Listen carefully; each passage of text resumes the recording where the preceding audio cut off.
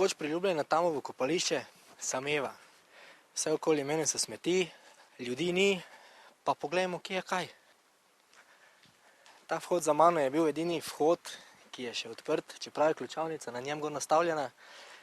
Imamo še nekatere luknje na ograjah, že vse polomljeno, verjetno že tako dolgo prazno. Če pogledamo, reševalcev tudi ni, soba je prazna, tuš kabine, so se ljudje lepo stuširali po bazenu. Danes je to vse razbito, prazno. Bar Oaza, nekoč obljubljen bar, poln ljudi. Gremo pogledati zgornji plato, kako je bilo včasih. Je bilo tam vse polno ljudi, ki so se sončili z marelami. Vse drugo, kar najdemo, je visoka trava, par miz in pa prazen tobogan. Marsikateri Mariborčan bi verjetno spustil kako solzo ob pogledu na to Tamovo kopališče. Vse je prazno, tiho, spokojno. Kopališče tam že 2 leti miruje, občina je lastnik. Kakšna bo usoda? Usoda bo takšna, da bomo poskušali najti partnerja za to kopališče in s pomočjo partnerstva torej pristopiti k obnovi in k izgradnji modernega športnega kompleksa. Nekaj se govori, da bi prišli iz Beograda neki investitorji. Nič od tega ne vem, mi smo zdaj iskali partnerje v okviru Slovenije in če se bodo pojavili torej še drugi partnerji, bomo toliko bolj veseli, ker bo tudi ponudba boljša. Kaj pa ni interesa za investiranje? Zdaj je kriza in v kriznih časih je težko najti investitorje za take projekte. Pričam pa sem, da bo kriza končana in prav je, da smo do takrat pripravljeni in da imamo torej investitorjem kaj ponuditi.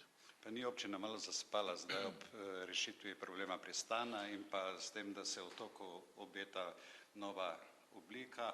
Ja, torej denarja je premalo za vse projekte in je potrebno postaviti neke prioritete in nesporno ima prioriteto Mariborski otok, kar se tiče obnove, tako da v tem smislu je ta zadeva zelo razložljiva. Pa je otok dovolj za ves Maribor? Otok ni dovolj za ves Maribor, je pa otok dovolj kot komunalno kopališče.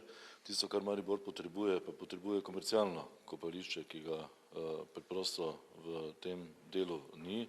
Imamo Habakuk, imamo Fontano, ki imajo drugačen status in Maribor je dovolj velik, da lahko torej zapolni komercialno kopališče, torej moderno zabaviščni center na vodi, ampak to ni odvisno od občine. Občina v taki projekt sigurno ne bo investirala, je pa zainteresirana, da se taka investicija zgodi na področju mestne občine Maribor.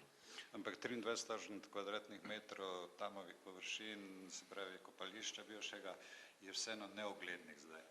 Tisto, kar je dejstvo, še je to, da še je kaj drugega neuglednega v tem trenutku v Mariboru in potrebno je pač pristopiti k reševanju prioritet.